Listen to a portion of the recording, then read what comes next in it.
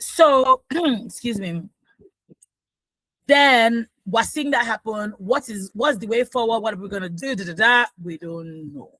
So we're seeing all these moving pieces happen. I think Emmanuel had said, watch before Thursday, you see this happen, because on Monday we weren't seeing anything, but now we're seeing it. It is well, okay. Nigeria pushes bold infrastructure financing reform as $2.3 trillion deficit deepens. Moving on to the Daily Trust. We have consensus rift.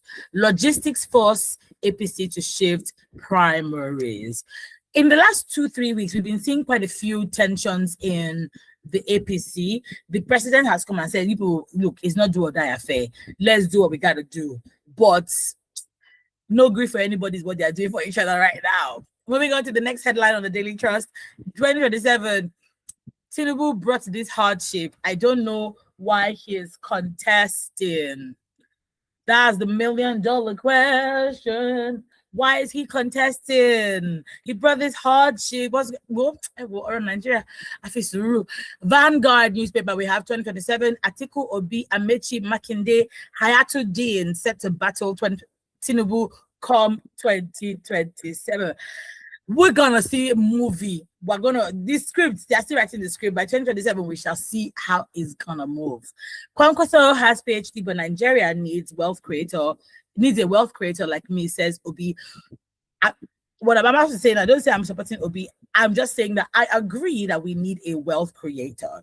Yesterday, I was watching a podcast, and Maya Tafo, the popular fashion designer, was talking about our manufacturing industry and factories, and he compared it with China, saying that sometimes he just goes to China to just go and look. And when he broke down what we would need for our manufacturing industry to come up, I was like, oh more. He said, left to him, if they gave him unlimited money, it would take him 5 to 7 years to be able to revamp the manufacturing sector, because we are oil dependent in Nigeria. But what he said was that we're going to start with training people to be able to use the equipment, because the equipment is not equipment in Nigeria. He said, for instance, now when the particular factory he went to in China, you know how your tailor, if you want to sew a dress, they will use scissors to cut.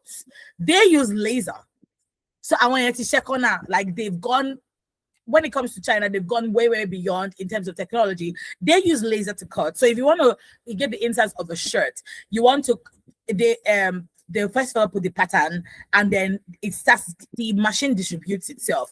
The arm goes somewhere, the second arm, the right arm goes, right sleeve goes somewhere, left sleeve goes somewhere, the collar, the plackets, that's that place that the buttons are, every part goes somewhere, is done, and then they all come back together and they're sewn, not by hand, not by a machine that you press on and off, but a machine that was developed or created for that reason. So when you see clothes from that end, you're like, why is it so different? That's why it's different. Of which he also said, in that same China, you can get whatever quality you want. If you want low quality, they will give you low quality. If you want medium, they will give you medium. If you want high quality, they'll give you, depending on your money and depending on your ask. So he was saying that if we bring it down to Nigeria, we're talking about those equipment. Then most importantly, actually from the top, do we have lights for this? Which means that you have to install a grid, right, for that, because you cannot say you want to run that kind of factory on NEPA and diesel, or light power and diesel coal work. So I'm saying all of this to just say that, look, what we need is wealth creation in Nigeria. How do we get ourselves to making money so that we can also grow the naira, we can grow the economy, right? When he said it, I was really, really fascinated by his breakdown of the system. He also talked about, if you want to sew cotton fabrics, that means that you have to maybe establish a cotton farm in the north, right? So that they can grow cotton first, then the cotton is then manufactured into processed into yarn, then processed into the fabric that you use. I was fascinated. My mind was blown because we have a long way. That's not to say that we're not doing well as a nation, but we need to create wealth in the country. That I'm saying all this to say that's what we need. For instance, the reason why this whole Strait of Hormuz, the fight between Iran and America is affecting us because we are oil dependent. And because we are oil dependent, everything is going to rise. Anyway, let me move on. I've just finished this was just like an economics agriculture class. Clap for me. Yeah. Okay. Moving on to the Premium Times, we have I almost lost my job as Tinubu's chief of staff. This is by Gbajabiamila. A couple of weeks ago, we saw that Desmond Elliott came to say he's begging Gbajabiamila because he wants to go for a 4th term in the House of Reps. But Gbajabiamila is like, you want to cover me alone. You want to lose. You wanted me to lose my job. I'm not going to lose my job for you. And that's what is going on in APC in the Surulere constituency. Plus, the Surulere constituents don't even want him any longer because they're like, what have you done for us? You haven't. Carry your kaya and be going. Some people even say, look, YouTube, people are acting on YouTube now. Boy, you want to start your own YouTube channel so that you can start acting. Nigerians, we are hilarious. MFL's trial, how CBN debited 124.86 billion naira from CRA without National Assembly's approval, says witness. Every time I see MFL in the news, I say, may we constantly be under God's mercy. Because if you're under God's mercy, because this is a case of you were following the order of the president that was there before. Now the president is no more. Now you are in one chance. May we always see God's mercy. That's why in church, when they always pray for mercy, I used to pray that prayer because God's mercy, and hey, God forbid, may we not see trouble. May we not see trouble. In the Nation newspaper, we have Tinubu. Nigeria attracted $20 billion foreign investments this year. So why are we borrowing? That is the question. Why are we borrowing? Interesting. I don't know if you saw Adetoun that Nigerians have been plugging the World Bank's comment section on Instagram, saying, please don't borrow Tinubu any money any longer. So now they've clocked their comment section. I kid you not. I kid you not. The comment section on World Bank is clogged with, can you please stop borrowing Tinubu money? We don't need any more money in Nigeria. Nigerians. To the extent that they locked their comment section, do you know what it means for the World Bank to lock their comment section because Nigerians were clogged? Look. Okay. 2027 presidency, Nigerians discredit Obi's one-term promise, and we will get into that with our analysis morning. I'm trying to rush through. In the cable newspaper, we have Amechi once threatened to leave the ADC because ADC pampered Obi, says Bolaji Abdullahi. It's 419. Wike dismisses PDP APM alliance, says Makinde's presidential bid dead on arrival. Like I mentioned earlier, it was his presidential ticket was initially under the PDP APM, but now I saw an update early this morning. I said he's going under the APM platform. All the best to all those involved.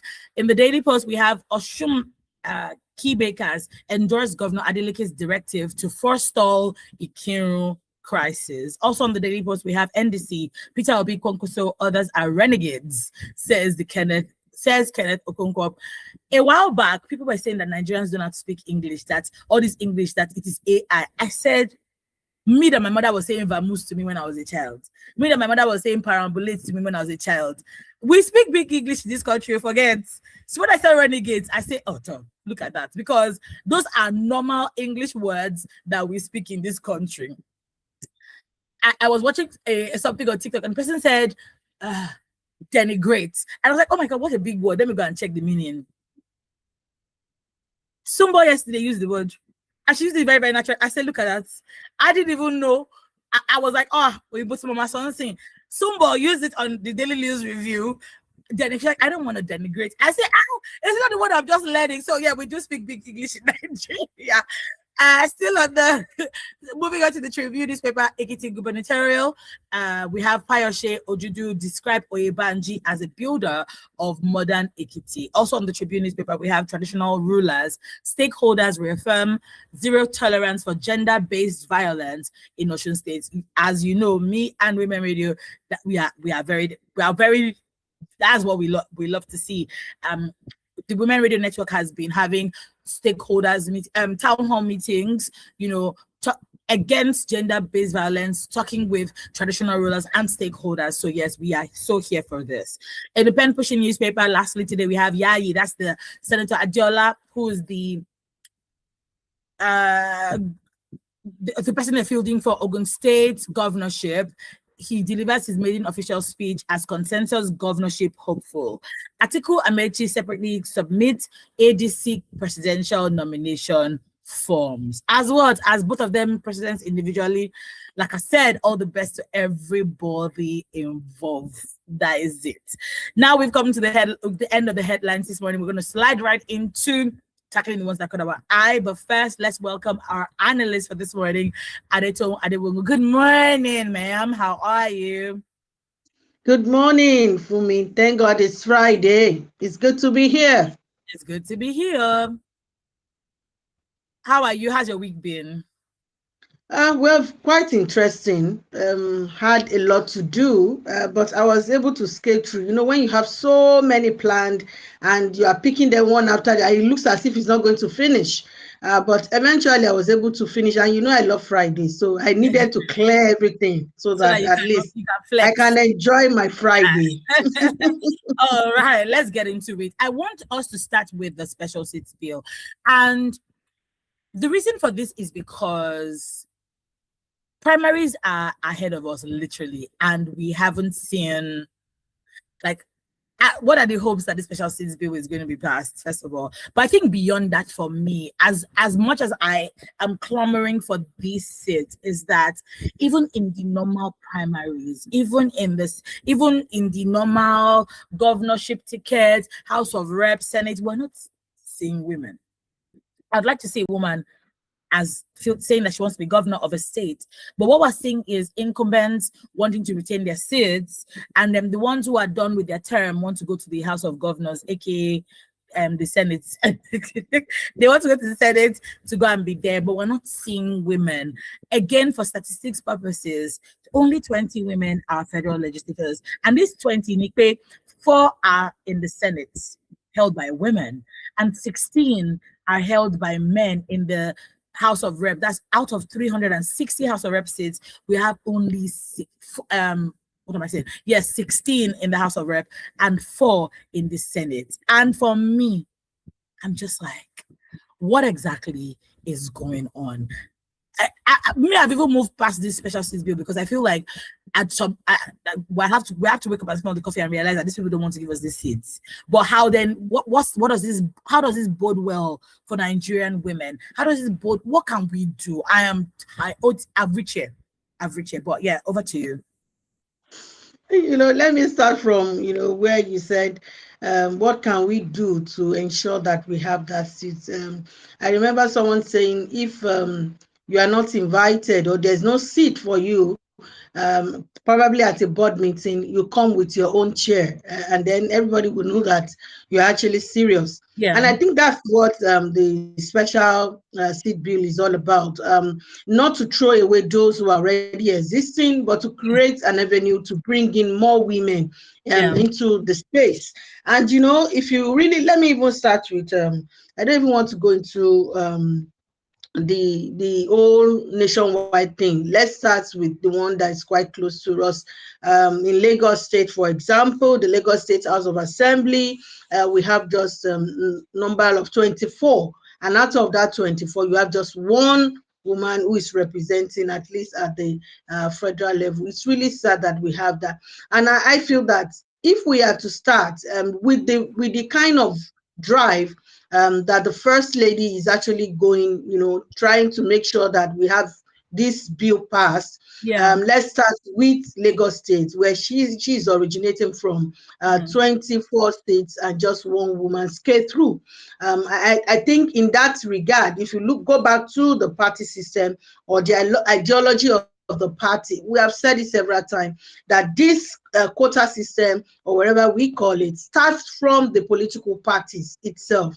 It is what the political parties bring out that people can say, oh, let me vote for these numbers of women, let me vote for these numbers of women. And probably in the past that has not really, worked well. Now we have this special seat bill saying that, oh, there are additional seats that can be opened up for women. I'm yet to, that's why I'm actually keeping my fingers crossed. I'm waiting for when this bill will actually be passed. As you said, 2027 is just around the corner. The primaries is around the corner. I'm looking for when they would actually pass this bill, because that would actually make a lot of women to be aware that, oh, this bill has been passed. We are ready to move to the next narrative that we're always looking forward to. So if the first step is for the bill to pass, then we'll also look at it from the political angle. All the political parties, what effort or what support are they going to give to women to ensure that these seats that have been opened up, women are able to occupy the seats? I see a lot of advocacy on this for quite a number of time, and we've seen men who have come to say, oh, we are he for she, we are supporting women, but in their own little space, how much support are they giving? Is the support just coming out to say it, or even the nitty-gritty of putting women in those spaces, are they actually ensuring that those things come to reality? I remember the president said that sometimes, where are the women? Okay, the women have said, can you pass this bill? National Assembly, can you pass this bill? House of Rep, can you pass this bill? So that the question of where are the women will not arise. The women are already on ground. It's just for you to sign. It's just for you to say, okay, go ahead. This bill has been passed. And the funny thing is that if you look at it, those that even probably in the past, in our political terrain, we know it's a man domain and all that, but we are saying allow women to come in. Let there be a shifting somehow. So those that came together to put up the different electoral acts, do we have women, in those board, in those committees? Do we have women placed there? Because another thing is that we are talking about laws that unifies everybody. Do we have women at the decision table? Do we have those that will say, oh, this bill is actually worthwhile? Let's invite even, stakeholders. Do we have women that were invited, with the different committees set up? Because that's just the foundation of where we are going. And then if you look at it, this cuts across all levels of government. We are talking about the local government. How many women come out to vie for positions? We remember in the last election what happened. About 5 or 6 women lost their lives, in a dramatic, and I can't even begin to explain that. And the reasons were, oh, this happened, this person was sick, this was 5 of them, and we are saying that in as much as women are not known for violence, let's give them a chance so that they can actually make their own impact in governance in Nigeria. But we've not really seen that move as basis of this is the foundation. Let's begin to settle this political terrain. Let's begin to put, at the different political parties, at the lowest level of government, are we making sure that more women come out? Because if you don't allow them at that stage, how do we want to say, oh, we have better chances at the federal level, or even at the Senate or Lagos State or other states assembly? So I think that is the starting point. But as you mentioned, we'll have to keep our fingers crossed to see what will pan out during the primaries, because that's basically the first stage. If we don't have more women, coming out during the primaries, if we don't have this bill, duly signed and sent to, then that means we'll still be going round in a circle. But it will really not augur well if women come again, in the campaign manifestos. We are the one doing the road shows. We are the one clapping hands, cheering the men up. We are saying we should have gone past that level. It's time for us to begin to, I say what matters to women at the round table where decisions are largely made. Yeah, I agree with you. And I really like the angle you came from, how we're the ones that are in the streets. When it comes to campaigns, you need the women. They're the ones who tell their friends who to vote for. They're the ones who force their husbands, oh yeah, daddy, let's go and vote. They're the ones who do all these things, yet we don't really see when the elections are done. It's like they're done with us. Okay, thanks for coming. Take the 5K, take the 100K, or however much K it is, and then that is it. I think for me, that's where the worry, the major worry is for me. But then at the end of the day, beyond this special seats bill, how can women get into, what can we do as women? Because obviously, if you say you want to get into politics now, it might be, you can say, oh, maybe it might be too late because, the elections are already upon us. How much can you do between now and January 2027, so to speak? But how can women get into politics, put their feet down, establish themselves in politics? Well, probably if we were that violent, probably we'll go to other means to do that. But because we are not, we are appealing and just trying to take one step at a time. Yeah. But largely, if you look at it, I'm looking at what can we do going forward. Let's look at the party system. Let's look at ideologies of political parties. In as much as we have several parties, and even at this moment, you find out that it is the men that are still in the news when it comes to 2027. We've not really seen any woman say, "Oh, I'm digging it out in this political party." We've not really heard much about women, so we don't really know how many of them are actually going to come out. Probably everybody's waiting for this bill so that they can make up their mind and sort of round up whatever it is that they are doing. But aside that, also, I just feel that as we look forward to the bill being signed, I would say that every woman should be ready. In as much as we are waiting, as many women that will come out, let's rally around them. They actually need a lot of support from us women as well. And if they can't get that support, we might not see the special seats be straight through. That's just it. So if women can come out in large masses to vote or to support the men, the same percentage can also come out and say, oh, this time around, we want to vote for our own gender. We want to ensure that they take those spaces where they're supposed to make decisions on behalf of women. So the same women, the same strategy of going to support the men is the same strategy we are going to use to support women that are going to come out, in as much as we don't know, those that are coming out. But when they do come out, I want to appeal that we should go all out there and give them the necessary support. Don't also forget that politics is not a cheap game. In as much as you are desiring to be a part of the decision makers, it costs a lot. So we've seen instances where we've had crowdfunding being done. We've seen associations of women coming together to raise funds for a particular woman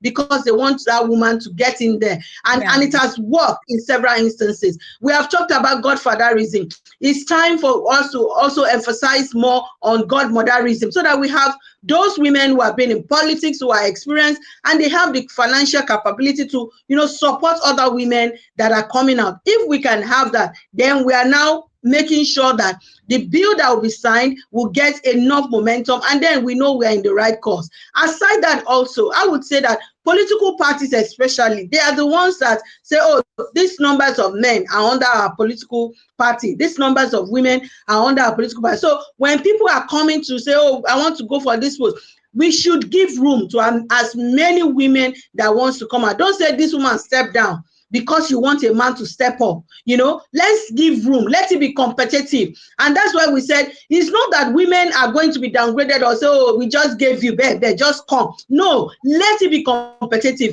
We want women that are capable. We want women that are going to deserve the seats, not because you are just giving them because of their gender, but let it be that you are raising them on the same par with the men. So you are not just giving us on a platter of gold. We are going for it because we know that we have women that are credible and that will occupy that space. So I feel that political parties should make sure, in as much as we are saying the laws, the policy or in the electoral system should support women, the political parties should also allow for women. If you are giving nomination form that is like 50 million, what stops a party from saying, okay, let's make that nomination form price, let's slash it into half, because we want to give enough room for women, because you know that it is capital intensive. Even if you don't have the capital, some men will come up and say, oh, I can put that 50 million down just like that. But we might have women that cannot do that, or probably the funding for such women might not be enough. So the political parties can encourage such women and say, let's slash this price into half, but you will compete with your fellow men, you know, on the same platter. Not that your criteria is not up to what the men have. That is enabling environment for women to come in, because already it is established as a men's terrain. So facilitating that will also help more women to come out. And then we've talked about bullying, threats, you know, violence during election. It shouldn't be a do or die affair, of course, but when we have women, let's ensure that whatever bullying that occurs between men versus men, as we've been seeing, let it not occur for women. Let's have a safe environment for them. And I think that with all these little things, if we can put them in place, I'm sure we'll have more women come out. I really like the direction that you went this way with finances, because like that's one of the things that affects women not even in politics. Think about it generally. Statistics show that women don't get paid as much as men. I'm not going to get into the fine whether it is 10% or 30%. We don't get paid as much, top to bottom, wherever it is, even in politics. And a woman who wants to get into politics cannot, like, think about it. The money for the presidential nomination form cost 100 million for APC. It costs 60 million for the NDC. I think 80 million for another. Those are the two that are in my head.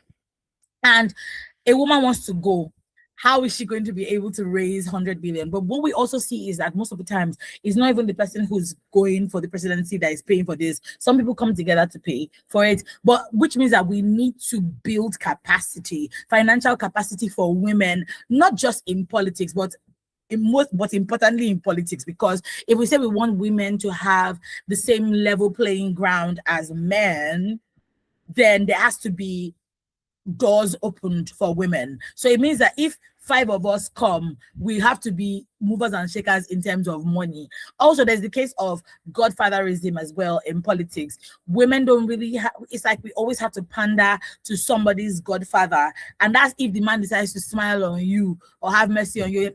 Law. Because even with the men, we see sometimes that when one person wants to go, we hear these things that, or they say this person should not go, you should allow somebody else to go, right? But for women, it's not the same thing. So while I agree with you that maybe the money should be slashed, I fear that if the money is slashed, these men will come and say, are you even complete? Because already we hear things like that when it comes to dowry, or I paid for you, or you did not pay full money, those kind of things. And for me, I think it's true though. I think the bigger conversation should be, how do we get our money up as women, especially if I'm looking at going into politics. It means that, but it's nuanced and layered, that even if you say you're not going into politics and you're just a woman who's maybe in top management, what are you getting paid? If you say you want to sponsor a woman, can you sponsor the woman? You know, it's so layered and nuanced. Do you want to respond to that, or should we just go on? Just as I said, I think the funding part, the godmotherism part, would definitely go a long way to solve that. And it's not that we don't have women who have the capacity to come out with their full chest with such an amount of money, but we are looking at those who have that intention, that drive to want to come out, but don't really have that financial capacity. Even within the men, we still have those of them that can't cough out such an amount of money. Meanwhile, we have some that can readily do that. But as I mentioned, apart from the fact that politics in Nigeria is financially, draining and all that, but don't forget that when they get in there, most of them at times, the first thing they go after is the money they have invested in the election, so they want to crap everything. And that's why there's a lot of issues of corruption. But what I'm saying is that even to leave that space for enough women to come in, we should do it in a way that we already know it is really established that the polity in Nigeria started with the men. They've taken charge in the political terrain already. So most of them have built it in such a way that when they know they want to go for election, they know how they source this money. They know how they bring all this money together. And somebody might be at the background for supporting another man. So we could also have women who can be at the background and supporting other women. Don't tell me, even if we want to say, let's look at the rating of capacity building in terms of financial stability, you have more women in the second class, but we have more men who can actually financially support a lot of women. So the financial capability is already there with the men. And as you said, if they smile on you, yes, they would support you. At least if there's nothing attached and they are willing to give you their necessary support, of course, they will go all the way out to do that. But if we remove that clause, do we still have even those that are godfathers that will say, I want to back this woman up, I want to back this 5, 6, 7 men up, because they can actually do it. If there's no bias, if it's because they want to create that space, then it shouldn't be a big deal for them. All right, thank you so much. The time right about now is 7 minutes after 8. You're still tuned to Women Radio 91.7 FM. This is the Daily News Review program where we're tackling some of the headlines that have caught our eye this morning with our analyst, Adeto Adebogun. Okay, let's take some messages. We are live on YouTube. Don't forget, at WFM917. Or you can listen to us on the go via our website, www.wfm917.com. The phone lines are now open, 07000 917 917 or 0800 123 917. I'll say that again, 07000 917 917 or 0800 123 917. I can see that text messages are already coming in. 0703 1756 537 or 08155 917 917. You can text us, WhatsApp us, send us a voice note, and we would read them or play out loud. Okay, let's take this one. Morning to you all in the studio. When someone says Nigeria is a disgraced and a zoo nation or country, some people will be feeling insulted while we are the ones insulting ourselves. Can we all see how a medical professor was manhandled in a hospital by those who supposedly follow the process of the law? This is what you get when the so-called leaders are confused and have no direction. Oh God, arise and trouble those who are troubling Nigerians. Mayor from Ikotumegbe. We are going to get into the professors this matter basically as soon as we're done with this. Seyi Makinde knows he cannot win the presidential election in 2027. Same reason Kwankwaso contested in 2023 is the reason he's running to produce a clean sweep for his preferred gubernatorial candidates, House of Reps, House of Assembly, and senatorial candidates to win under APM. GSM running as president gives them an advantage with his strong influence in the state. Who is GSM? Oh, Governor Seyi Makinde. I was like, what? It says Olusola Ajayi from Odonla Ikorodu. That's an angle. That's an interesting angle that you've brought up. Additional Wasiu says, morning to you in the studio. Peter Obi, Rotimi Amici claim that they will use only one term. Oh, no. I think that's just Peter Obi. They will use only one term of 4 years in office as president is a fraud because okay, I get what she's saying. Peter Obi Rotimi Amici claims that they will use only one term of 4 years in office as president, which is a fraud because Rotimi Amici, after 8 years as speaker, 8 years as governor, 8 years as minister of transportation, he came back and told Nigeria he's hungry. What? Peter Obi has told late Ojukwu that he won't leave APGA, but today he joined many parties. They're not trustworthy politically. If you believe them, you're on your own. Just few weeks back, they all came together in Ibadan and saw as a unit in one party to support one candidate to defeat President Tinubu. Actually, not all of them came together. Some of them did come out to say that they didn't. Accord Party came out to say, I'm not sure that NDC was there, but the ADC was there. I think PDP was there as well. So please, when we come, let's come with data and facts. Yes. Okay, moving on to the next one. Evangelist Shegun ADG says, it's a weekend for me and Aditumu. I reiterate always that until we change our inordinate mentality of oppression at the slightest opportunity, we will continue to lament in futility. For me, I used to buy a medication at a particular pharmacy for between 5 and 5,002 naira. Yesterday, I decided to scout 2 other pharmacies. The prices for the same drug are 4,002 and 3,002. Take a survey of the food items. You'll be shocked we are wicked. Therefore, the government is a product of a stinkingly corrupt society. No politician in Nigeria has integrity, only desperation. The worst enemy in this society is NURTW. What do you expect from an outfit like EFCC, loaded with questionable characters? No citizens destroys their country as Nigerians and even exhibits same in other countries. Now, what the people? Now, wow, what the people? Relax, Omala, or go to any high-class restaurant for Saturday lunch on my bill. Thank you, Evangelist Shegun. He comes back to saying, imagine a woman professor jailed in Michigan. Okay, we have a call. Hello, good morning. Hello, good morning. Hello, good morning, Women Radio.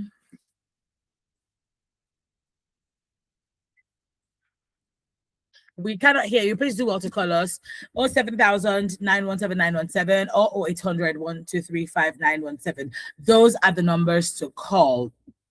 Okay, let's get into the next headline. Do we still have the call, Josephine? Hello, good morning. We cannot hear the call. Women Radio is muted. Can you unmute Women Radio so we can hear the call? Can you hear me now? Yes, we can hear you. Hello, good morning.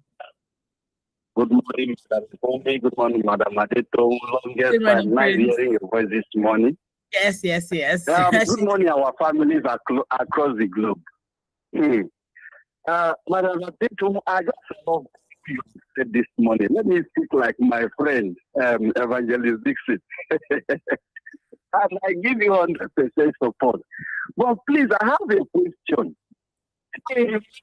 That I said I witnessed something when I returned. And what I witnessed is beyond social media.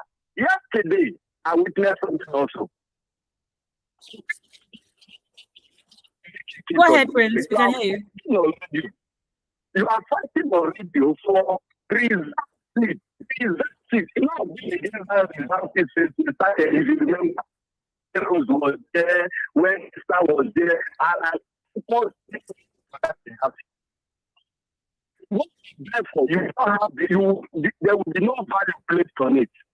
Yesterday, in the heat of the phone, after 2 to 3 p.m., not really that I did counting and all my this morning. We on the road collecting 2,000 naira. A plate where you have a plate of rice, cooked rice, without naira or water. At the on the road to shout for people that they want to vote for. We really the morning, like you just said, we're driving behind old women and young ladies who have no job, young boys from the back of that here, where the white shouting on the road. Hello, this is for this woman you want to here.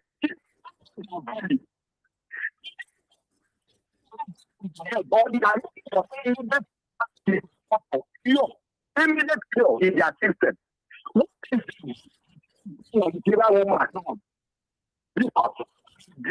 this time around? For me, I wouldn't want my life to come and challenge me in my house and tell me actually that the same because I landed at to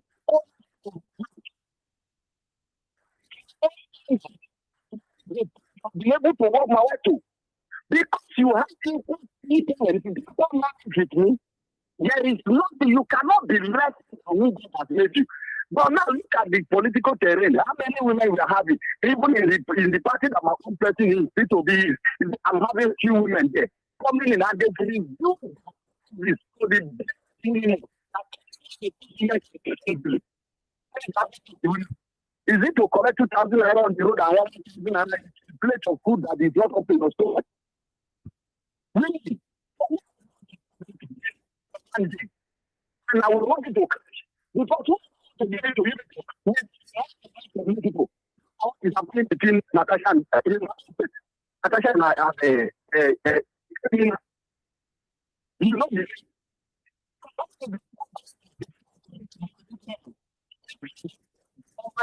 Local government, especially who has been what bought to push aside. Hello, is doing who did this thing? Who did come up? My thought, the power is not that the power it is your thought. You are not attempting and leave the labor for the rest of the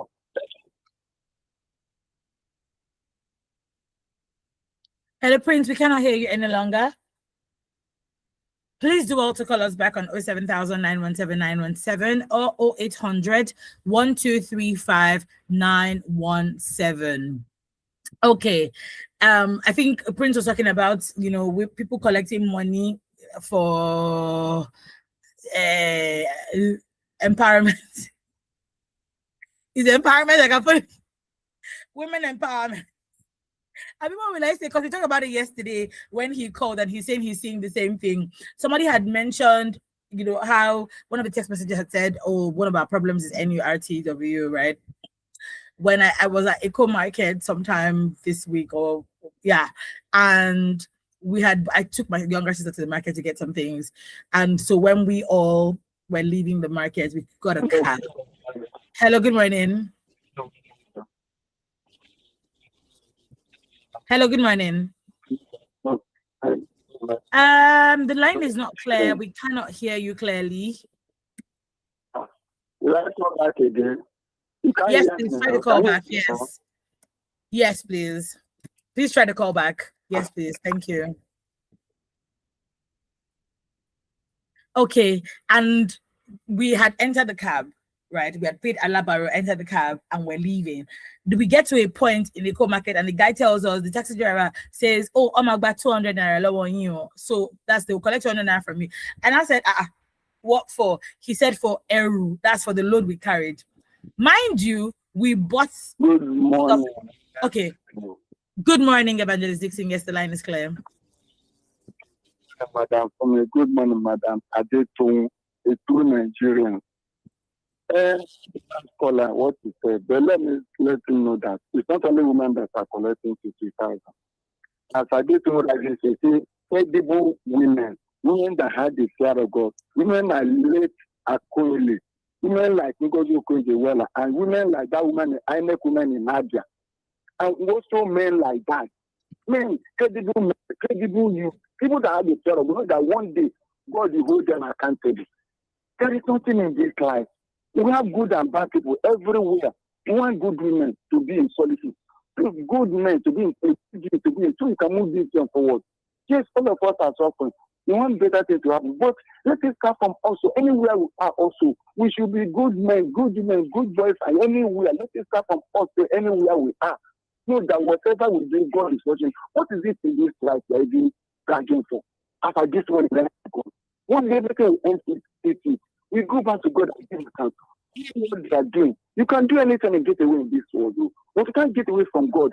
That's why I cannot come and claim as a boss of Nigeria problem, because when you look at many of those of us contributed to the destruction of this country, because so many of us are living right in our refugee, having of duty with fear of God. If we all are doing things with fear of God, not fully with that one day God has. Nigeria will not be like this. It's easy to point at your others. So after pointing one and others, pointing back at them. Some of them that are there in the power now, you are the one complaining, but they're getting there now. What is happening now? I want to say exactly like that. Be complaining, change. That's how we keep on changing. So you cannot do the same thing and get different results. Let us do things differently, because Nigeria was not like this before. Nigeria was not like this before. In those days, you can be an witness. Ask your father, those that are advanced. Naira was higher than $1. Then people fear God. We don't have many churches, don't have many books. But things happen. What is happening now with their selfish end? Now governors are receiving more money. Look at how the state government, what is it? What's wrong with all that? Why can't you hold this to accountable?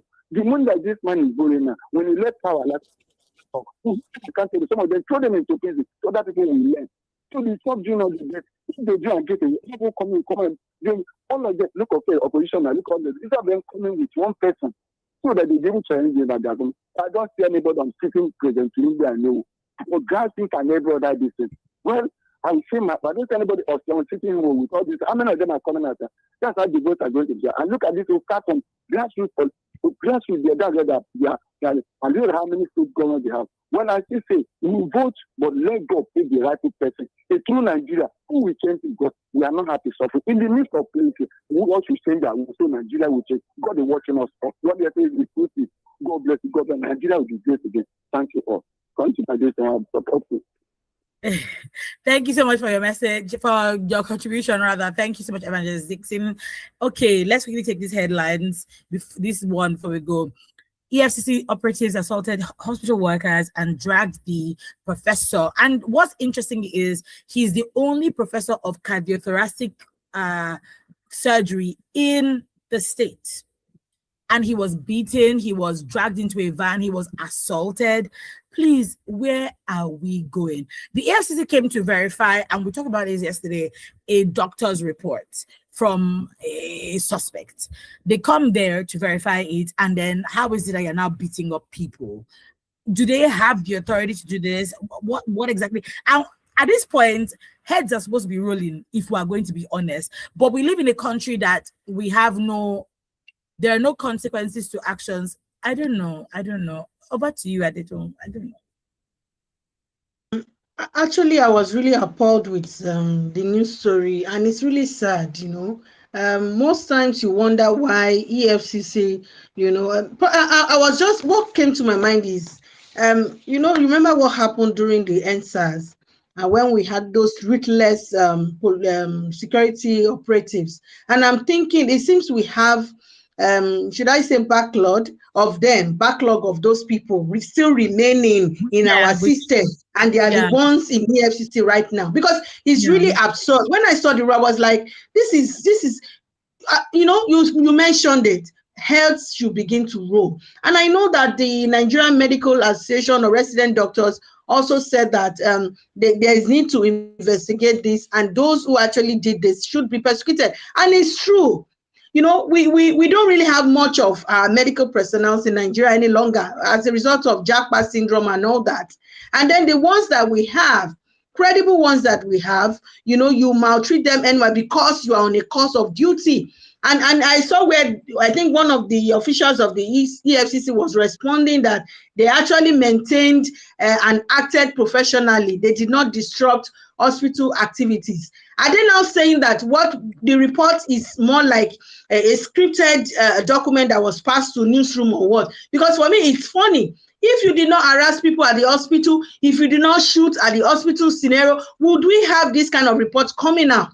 So there's a lot of unprofessionalism attached to it, and then the lies that is coming that you acted professionally. If you do harass somebody, is it possible for the person to come out and say you harassed him?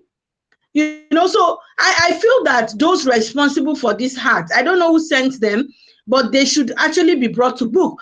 And then I saw where the doctor was actually saying that even the report they brought was a fake report, and he confirmed it with another colleague. So why go to that extent to disrupt activities in an hospital, and to the extent of causing on I don't understand. I just feel that the governor of that state should actually come in and do something about this incident. EFCC, as I said, it seems we have some backlog of those NSAS ruthless soldiers among EFCC, because the way they act, you wonder if they're actually following the rule of law or they're just acting on impulse. Because ordinarily, a human being, presented something to you and explained to you, and the only thing you can think of is to harass them, start shooting in an hospital environment. I mean, this is just going out of hand. It's extreme. You want somebody, even when you want to correct the person, you have already done more harm than good in this kind of scenario. So I feel that the governor and all those involved, the stakeholders and everybody should, thoroughly investigate this. If we can have this in Nigeria, then we are talking about what is happening in South Africa. Is this not an example when we have a government officials, for that matter, handling citizens of the country ruthlessly? Then what are we talking about? I don't know. With that, we've run out of time. It's 26 minutes past 8 right now. And you're still tuned to Women Reading at 1.7. On that note, before we get so upset, at the heightened rate of lawlessness and lack of accountability and lack of consequences, actionable consequences in our beloved country called Nigeria. Adeto, thank you so much for coming on the program today. We truly appreciate you. Catch you same time next week, Friday, for another edition with Adeto of the Daily News Review program. But this is still Women Reading at 1.7. 9 o'clock is the news, 9:05 is her lands. Enjoy the rest of the day. Have a great weekend. Adeto, thank you so much for coming. Thank you. Thank you.